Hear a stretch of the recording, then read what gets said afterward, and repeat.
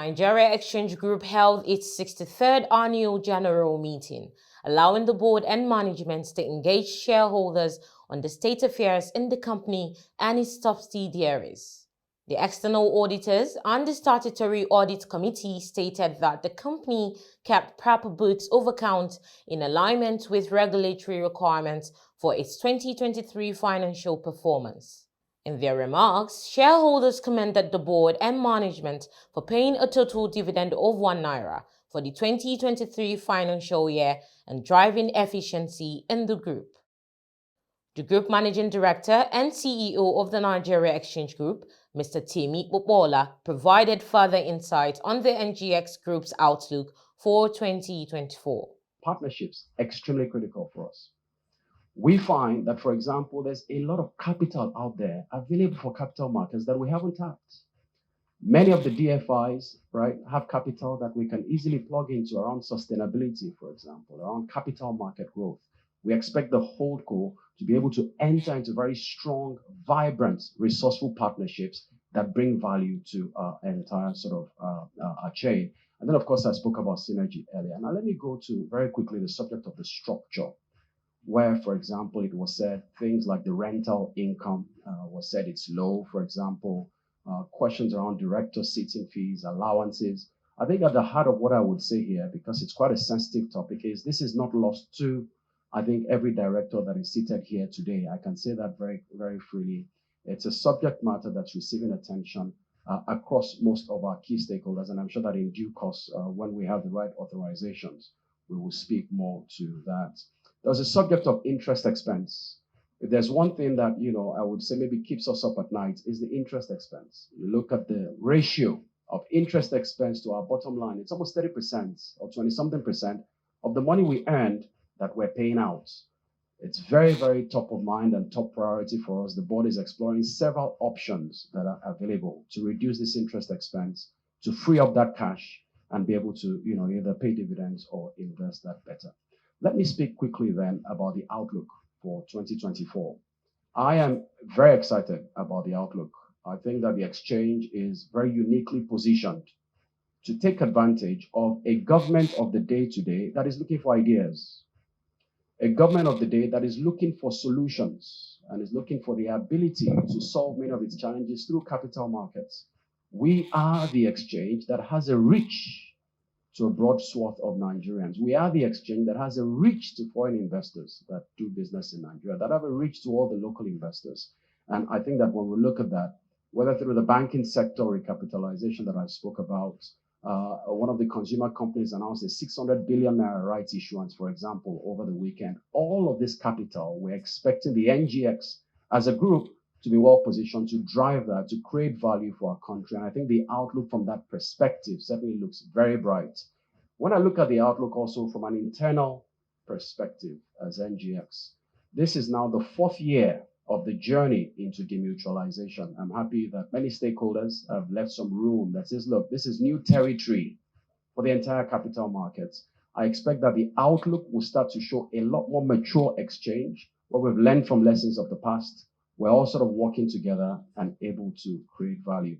Dr. Umaru Kwairanga, the chairman of NGX Group, who presided over the AGM, led the shareholders to ratify Mr. Temi Popoola's appointment as GMD of NGX, approve the increase of NGX Group's share capital from 1.102 billion naira to 1.347 billion naira, and approve the 10 billion naira capital raising by way of rights issue. Alhaji Umaru Kwairanga speaks on the performance of NGX in the 2023 financial year, while Mr. Temi Popoola provides further insight into the digital transformation drive of the NGX Group and the preparedness for capital raising by banks through rights issues. So far, so good. We had a very successful AGM today, which is a demonstration of the trust and the confidence that the shareholders have on the NGX and the directors and management that are managing this organization. We have seen the way the market capitalization of our market has gone up and been one of the best in the world. And I believe the result that we have declared today and the dividend we have declared today is a demonstration that we have come on board. Since the demutualization era that we have started, today's AGM has demonstrated that we have reached their maturity level. The only thing is just like for us now to continue and sustain what we have achieved in 2023. I think first and foremost on data security, you have to remember that the exchange has a long history, several decades of handling customer data, of handling information, very sensitive information. And that, of course, has been the ethos as we put together this solution from the digital perspective. Of course, also, as you would also know, our country is guided by several data policy protection, rules, NDPR and the likes, and we will conform to the very highest standards of customer integrity, data integrity. What does digital do for our capital markets? A couple of things. You find that today in our markets, there's a very big swath of Nigerians that we haven't really attracted into the capital markets, the young, upwardly mobile Nigerians. These are Nigerians that consume digital assets, that consume, digital sorts of securities. And these are people who really just speak technology. So we're saying first and foremost, before we even talk about digital assets or product diversification, let's find ways through a digital journey, a digital transformation journey to connect with this class of investors. So at the heart of what we're putting together, working with several stakeholders, is a platform that in 2-3 minutes maximum from the comfort of your mobile device, your banking app, any of the digital ways that you have any sort of financial inclusion, you would find these public offers in there, you would find rights transactions in there, and we hope that with this, you bring in a generation of Nigerians. Then secondly, of course, you would find that many corporates have usually spoken about how there's not that much capital available in our capital markets. We have the firm belief that there is capital. It's just that the question is, how do you attract that capital into our capital markets? When you go in the financial markets and look at the several trillions yearly of capital formation and capital flows, if you compare that to the capital that flows through capital markets, you would find that indeed there is still quite a lot of room and opportunity, and this is what we think digital will do for us. So we're working with our regulator. We are working with several issuers. We're going to be a bit more aggressive with investor education and just making sure that we have a platform and a product that is scalable. Call it at the subsidiary level. But by and large, what we are trying to do when I spoke about this digital journey, this, for example, is something the holding entity we expect to be able to coordinate when you look at the entire market ecosystem. Many of our subsidiaries or associate companies would need to speak to each other in a fully digital environment. So we think the holding company can drive that exercise. But to the specific mechanics of listings, the point that we're trying to make there is that there are two extremes as to how you solve the listing problem. One very extreme is to use fiats, where you mandate and make compulsory for companies to list. We tried that as a nation in the early 70s, and it kind of worked out, one would argue, at least short-term successfully. You went from 8 companies to 82 companies that were listed on the exchange. The other extreme is what you call the carrot approach, where you're selling the benefits of listings to corporates, you're trying to make the environment attractive for them.